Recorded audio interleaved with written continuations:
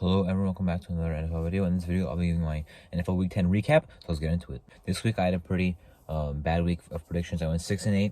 My overall record is now 88-62. Thursday's game, we had the Falcons at the Panthers.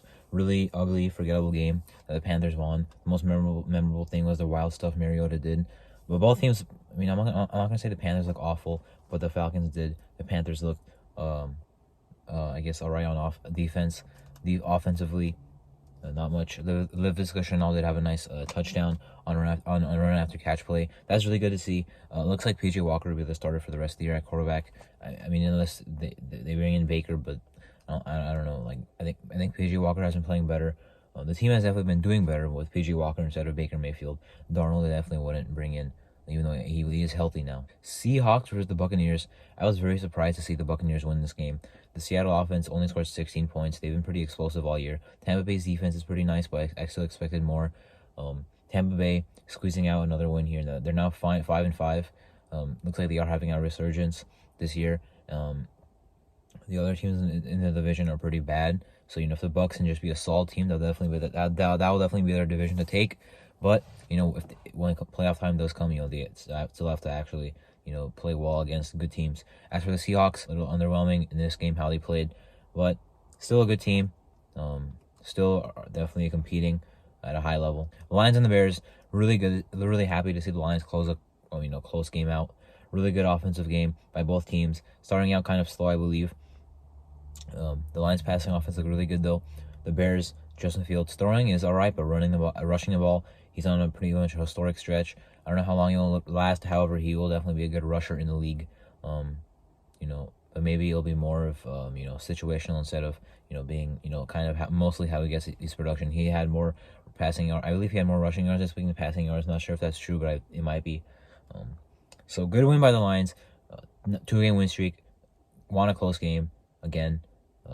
Good to see. Vikings and the Bills in a wild game. Maybe probably the game of the year to this point in Week 10. The Vikings got an insane win. The Vikings are definitely a real team. We can say that now. We could have said that before, but I feel like this game has to prove that they beat probably the best team in the league on the road. Crazy game. Both teams had a lot of chances to win. Both teams made some mistakes that gave the other team some hope. Josh Allen is still a very good player, but he's making too much mistakes. Not only mistakes, but I mean they're very preventable. He just he always seeks the big play. Doesn't throw it away, throws it, into double, triple coverage or whatever. Doesn't, really go down. He's never been slide. I don't think he's ever slid in the league. I don't think I've ever seen Josh Allen slide. He always, looks for extra contact, so that can definitely, cause a fumble. I think he has to get those turnovers cleaned up because it's costing his team. If they didn't play so well against the Packers in the first half, they might have lost that game with his mistakes. This game they did lose because of it. They did lose because of his mistakes. But the Vikings offense, Justin Jefferson, very good player, obviously, making that insane catch on the Buffalo defense, who did have a lot of injuries. Especially in the secondary. Jordan Poyer out, Micah Hyde has been out, and Tre'Davious White, I believe, has not returned yet from the PUP. Well, I believe he is back from the PUP list, but he's not playing yet, I don't believe. So, crazy game. Bills are still a good team. They'll rebound, but crazy game by the Vikings. Good job. Good win. Jaguars and the Chiefs. The Jaguars are the Chiefs winning.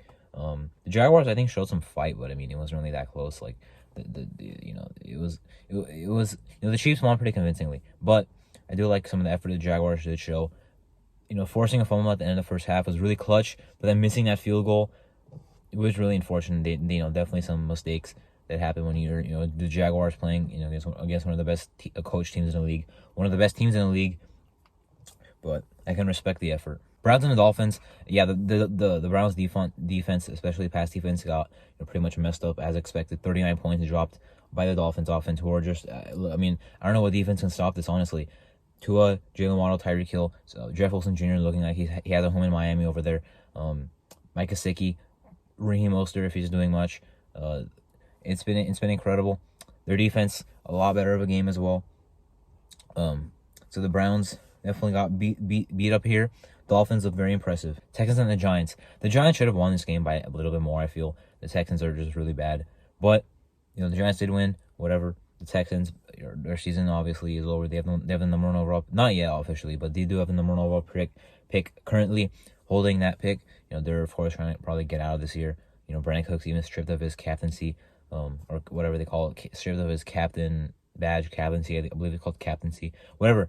He doesn't have that anymore because he's kind of still mad at the team for not trading him. Although I think he did play this week. I'm not sure. I believe he did play this week, but Giants with a win. Saints and the Steelers. Really happy I got this one right. I know it was a battle of two teams that are pretty much, very bad this year. But I still wanted to see if the Steelers would actually do what I thought and win a game they're not expected to.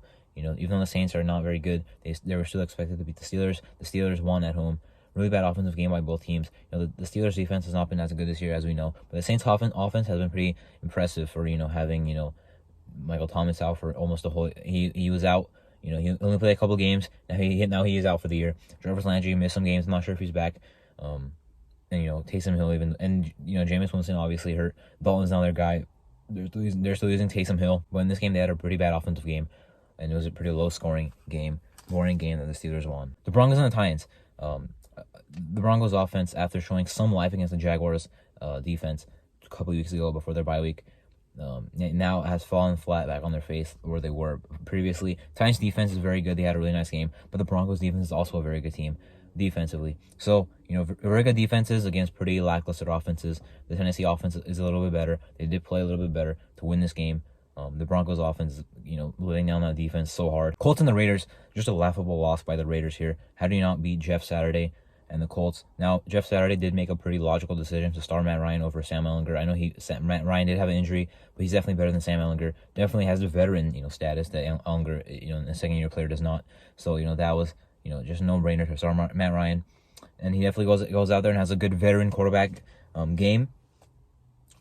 Pretty clean he played. Jonathan Taylor played really well. Paris Campbell showed some good things. Michael Pittman, he did fumble once but recovered it. He had an alright game. The Raiders defense, pass defense, just got carved up the whole game. The run defense was not really that terrible, I feel like, but of course Taylor did have a 66-yard one, which helped them get to 147 yards overall rushing. The Raiders offense started off really slow, got things going in the second half. Not really running the ball, but passing the ball, they did better than I thought. A lot of guys getting involved. Actually, I won't say that. It was mostly Adams. Murrow had some nice plays. Mike Collins had only like two catches. Renfro, of course, out. Waller, of course, out. So the Raiders was another laughable loss. Their season is definitely over. Not yet officially, of course. But I'm saying they don't have any hope. They're 2-7, and if they can't beat the Colts in this scenario, who can they really be for the rest of the year? They probably will get some wins, but really unfortunate season for them. Really, it's disappointing and surprising. Cowboys and the Packers. I definitely thought this was the time where the Cowboys would actually finally get a win over the Packers. For the first time in a long time, at least it feels like.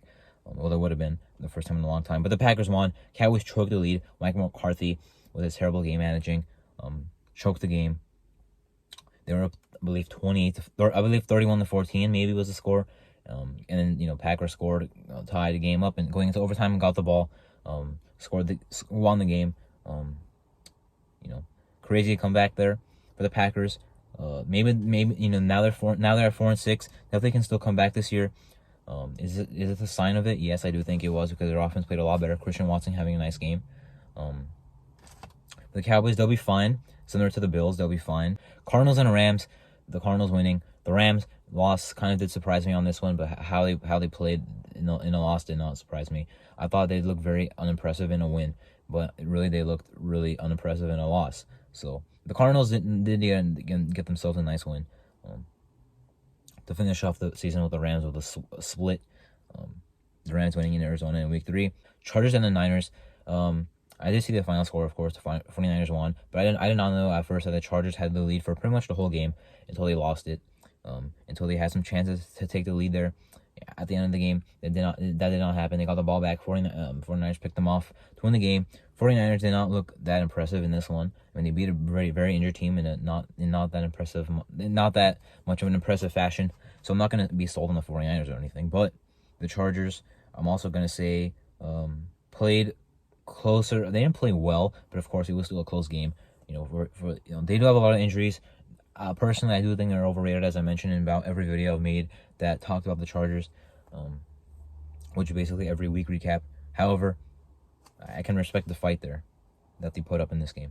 Monday night, the Commanders and the Eagles. I pretty much do owe an apology to the Washington Commanders and their fan base. I said they had no chance winning this game. I said they had no. I said they should have no hope winning to this game, and they probably are feeling the best out of any NFL fan base out there, and maybe tied with the Vikings. But I mean, you go out there, you beat the Eagles on Monday Night Football, and they're undefeated streak. Get yourself even higher in that division. The division is obviously very good. Now the Commanders with their huge win streak, I believe of now 4 games, will definitely join that conversation of being a good team in that division after being 1-4 and pretty much out of it. Impressive win. Eagles will be fine, of course. Their run defense has literally lacked, even though they've had so many pieces added to that defense. Of course, Jordan Davis is out, but now they signed Linval Joseph and Ndamukong Suh. So hopefully that improves while Jordan Davis is out. But they still have too much, really good players on defense and a lot of new signings, a lot of dollars and draft picks used on that defense to allow a really bad run defense to have a really bad run defense out on the field. That was my Week 10 NFL recap. I'm Marlo. Thanks for watching.